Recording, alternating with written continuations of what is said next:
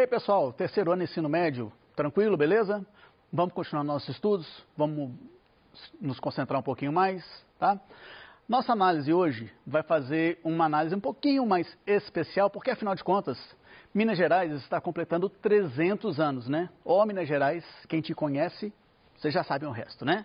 Bom, a nossa aula, dentro desse momento especial dos nossos estudos, vai focar uma relação entre a prática da exploração aurífera, exploração de metais preciosos em Minas e o dia a dia dos escravizados, ok, galera? Bom, nós vamos analisar hoje o contexto da escravização africana durante o ciclo do ouro no Brasil e como se deu a resistência dos povos escravizados. Aí você vai falar assim, professor, bobão, a resistência dos escravizados se deu claramente com a fuga deles nos quilombos. Você não sabe disso não, professor? Calma, claro que eu sei, calma.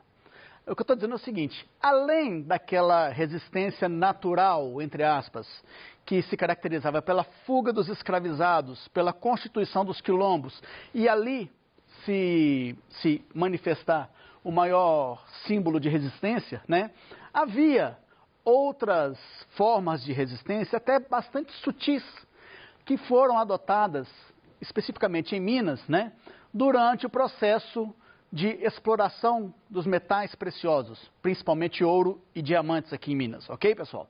Então vamos lá. Bom, ciclo do ouro, inicialmente, nós vamos entender como um período da história colonial brasileira entre os séculos 17 e 18, quando no sudeste do Brasil e um pedaço do centro-oeste também, né? Não vamos nos esquecer disso, né? Foram descobertas jazidas de ouro, estimulando a mineração. Tá? Então foi uma corrida do ouro mesmo aqui nessa região, beleza, pessoal? E por que a mineração, galera? Ao longo do século XVII, o ciclo da cana-de-açúcar, que até então era o produto com maior retorno econômico para Portugal, no Nordeste brasileiro, esse ciclo vinha em declínio. Tá?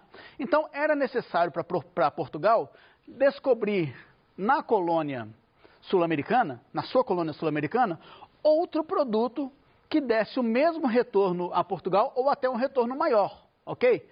Então, no Sudeste, dentro dessa necessidade, né? No Sudeste, os bandeirantes, naquela busca inicial pelos escravizados indígenas naquele período e desbravando o interior da colônia, descobriram ouro, né? Descobriram metais preciosos, não só o ouro, mas principalmente, ok? E isso ensejou um grande movimento migratório. Pessoas de todas as áreas da colônia e até de outros países, né, mesmo por exemplo, de Portugal mesmo, se deslocaram para a colônia sul-americana, né, para o Brasil. Vamos falar o Brasil, tá? Se deslocaram para o Brasil, tá? Para explorar esse ouro descoberto, né? Foi uma verdadeira corrida do ouro, como eu falei para vocês. Dentro desse contexto, quem pega no pesado? O escravizado africano. Vocês vão se lembrar nas minhas aulas anteriores que eu mencionei para vocês que a mão de obra escravizada africana era a principal adotada no Brasil, naquele período, né? E eu comentei para vocês que dentro do processo colonial brasileiro, mais de 3 séculos, né? A mão de obra escravizada africana se concentrava na atividade que naquele período fosse a atividade de maior relevância para Portugal. Dentro desse contexto do ciclo do ouro, então era natural que você tivesse maior presença de escravizados africanos na prática da mineração, ok? Então, beleza, isso aí, vamos seguir. Realidade escravizada, uma realidade extremamente dura, tá? Eles eram submetidos, primeiro que o trabalho era compulsório, era forçado, tá? Então eles não tinham escolha, ou trabalhavam.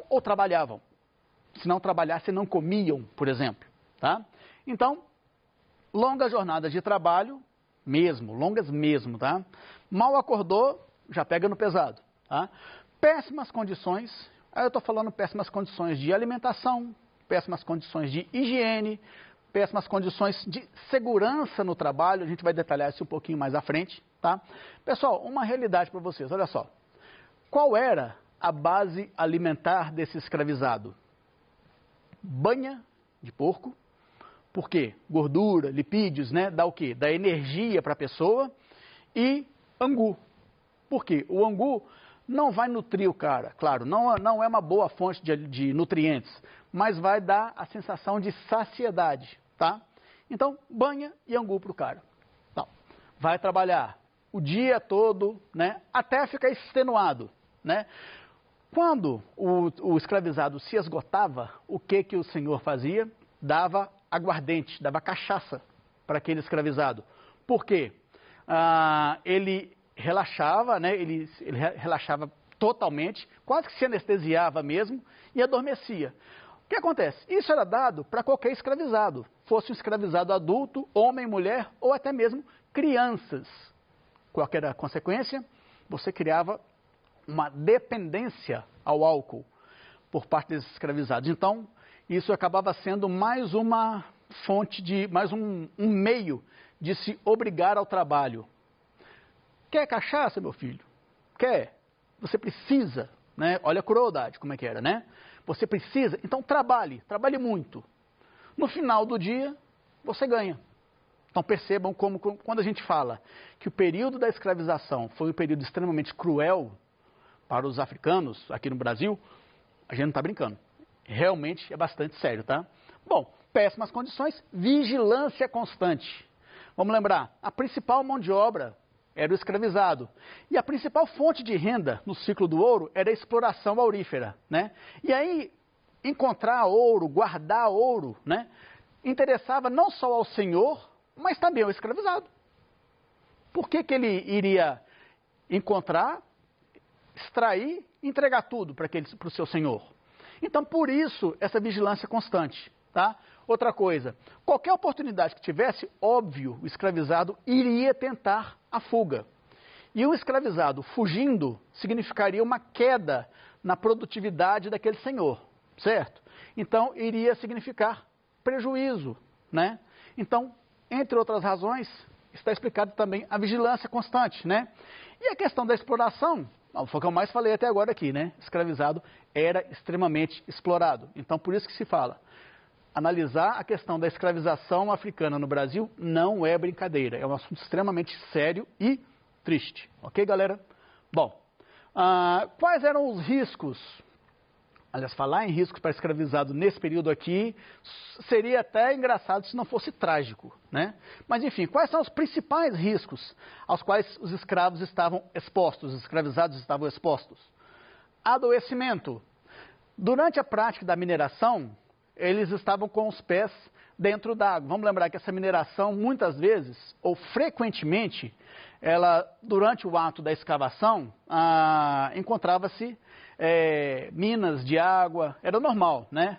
A mineração era feita também em leitos de alguns rios. Então, frequentemente, pés dentro d'água.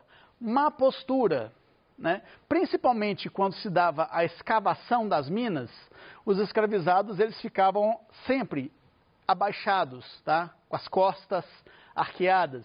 Então, por isso também era muito comum a utilização da mão de obra escravizada infantil. Por quê? É muito mais fácil para uma criança se deslocar dentro de uma escavação, né? Principalmente se os locais forem muito apertados, tal. Então, é muito mais fácil, muito mais acessível para uma criança. Então, por isso que a mão de obra escravizada infantil era extremamente utilizada, tá? Bom, pouquíssima alimentação. E outra coisa, essa alimentação, além de pouca quantidade, da má qualidade, ela ainda era condicionada à produtividade daquele escravizado. Então, o que acontecia, pessoal? Suponhamos que um grupo de 10 escravizados estivessem explorando o interior de uma mina. Na parede mais próxima da saída da mina, eram furados vários buracos, aonde eram colocados sacos de couro. Eles chamavam esse saco de bucho, ok? E aí, era obrigação de cada escravizado, durante a sua jornada de trabalho, encher aquele bucho, encher aquele saco de couro de ouro, né? Ou de diamante, um metal precioso que tivesse sido explorado. Era condicionada a entrega do alimento ao ato de encher aquele bucho, tá? Então, o capataz conferia: fulano, está com o saco cheio, encheu o bucho, ganha a sua alimentação. Ah, não encheu? Está só pela metade? Então você vai ganhar metade da alimentação. Não encheu não?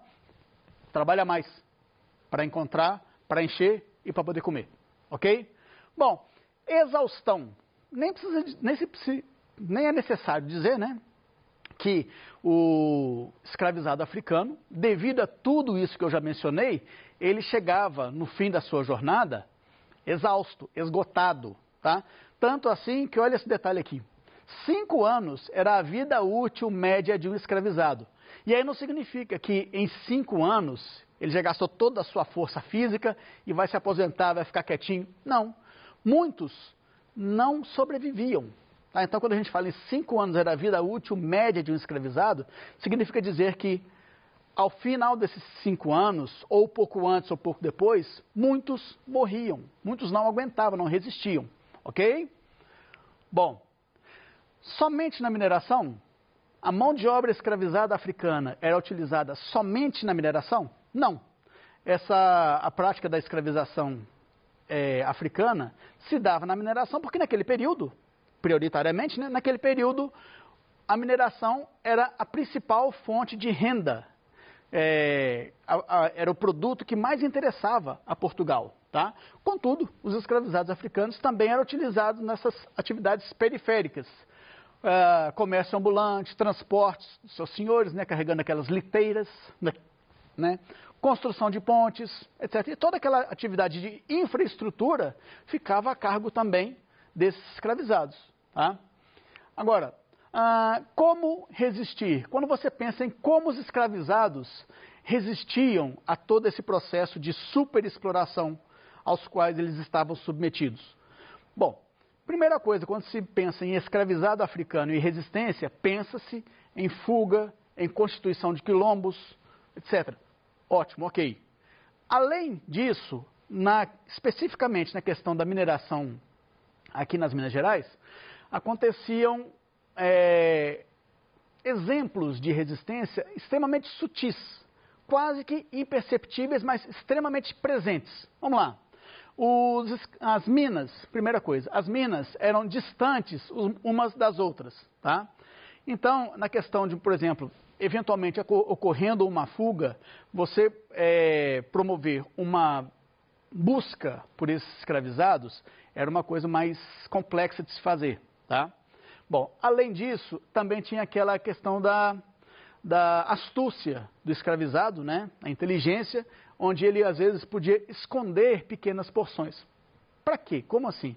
Bom, seja como fosse, qual fosse a atividade que o escravo estivesse inserido, escravizado estivesse inserido na colônia, a prática da libertação se dava através da carta de alforria, e essa carta de alforria custava, ela era negociada, né? Então era dinheiro, né, entre aspas, era riqueza para lá, carta de alforria para cá. Dentro dessa lógica, o escravizado sabia que se ele encontrasse, por exemplo, uma pequena pepita de ouro e conseguisse esconder essa pepita, ele estaria naquele momento acumulando uma poupança, vamos dizer assim, uma reserva, que poderia ser utilizada para ele obter a sua alforria. Então era extremamente comum o escravizado encontrar alguma pequena pepita de ouro e esconder. Isso esconder das mais variadas formas, tá? Esconder no cabelo, esconder debaixo das unhas, no caso de ser pó de ouro, né? Engolir, muitos faziam isso também. Então era uma forma de praticar uma resistência, tá? Uma tentativa de resistência. Bom, outra coisa, o escravizado passava o seu dia a dia na prática da mineração, aprendia o ofício, né? Por mais doloroso, por mais cruel, ele aprendia o ofício.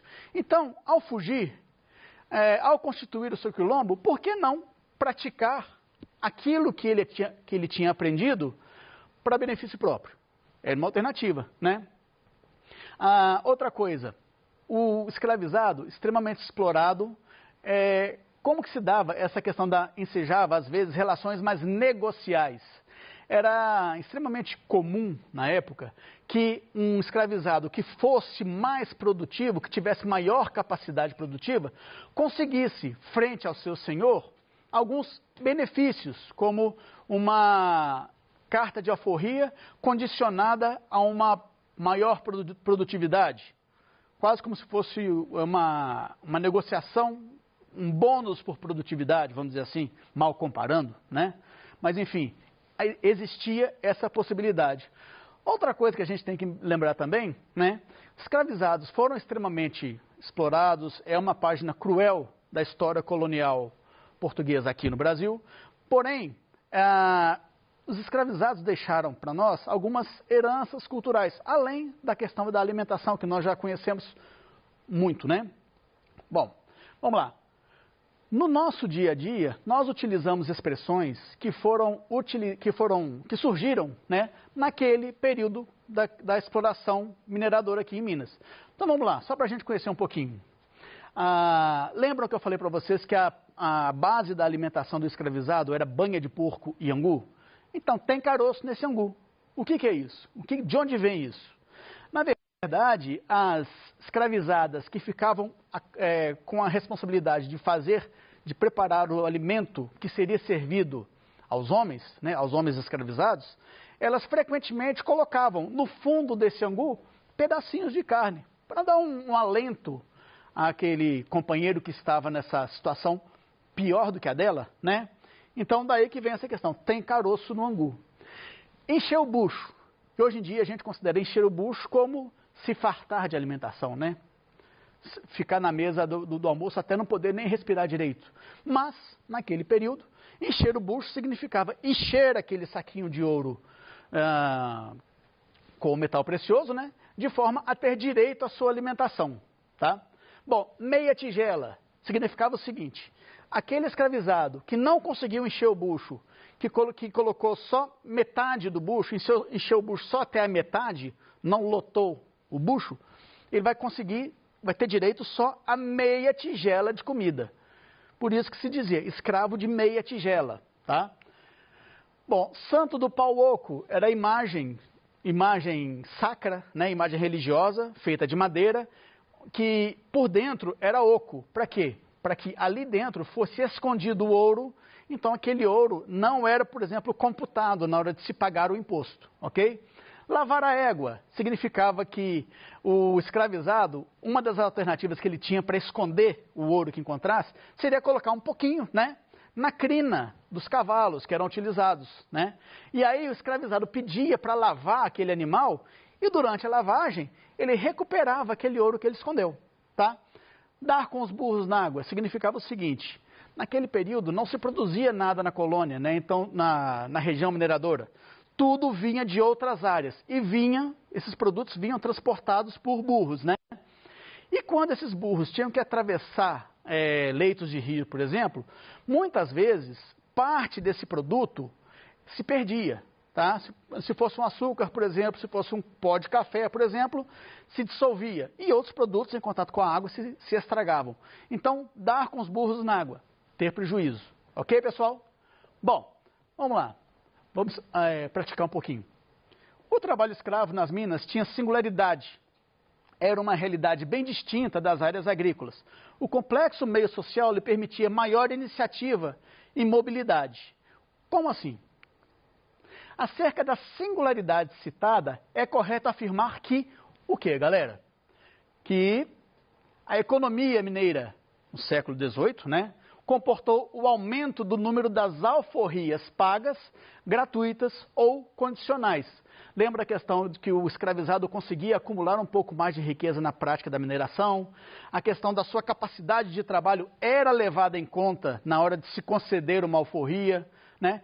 Então, por isso que se disse, né, nessa questão, que havia particularidades na relação dos escravizados com os seus senhores durante o período da exploração aurífera em Minas Gerais, ok? Pessoal, grande abraço para vocês, muito obrigado pela oportunidade que vocês me concederam. Espero contar com vocês nas nossas próximas aulas, ok? Forte abraço, galera!